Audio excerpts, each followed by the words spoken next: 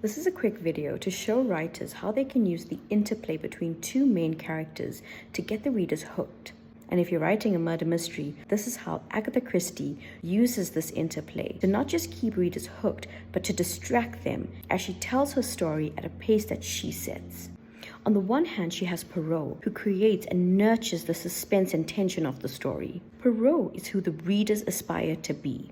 So we try and keep up with him, but he's picking up on clue after clue and piecing together information at an unrealistic speed. And on the other hand, we have Hastings, who is realistically more our speed. He can barely keep up with the investigation without getting sidetracked. And the obvious clues that we notice is exactly what Hastings gets fixated on. But in the background is us, the reader. We want Hastings to give Poirot a break, to solve the case in whichever way he wants to do it.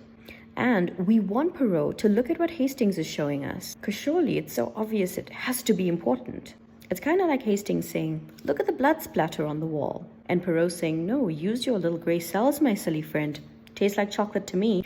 Why we're naturally drawn to Hastings is because he has these endearing qualities. He's genuine, but his wanting to do good tends to play out in an over-exaggerated and performative way. But Poirot has the same great qualities that Hastings has, but there's no grandeur or pretense. He's deeply invested in helping people out by solving the murder. So even when it seems like all is lost because Poirot has seemingly lost his marbles, he doesn't care that this is what people think about him. And this is despite Hastings being like, "You need to get some help." And this interplay is so interesting because you think, should Poirot get help?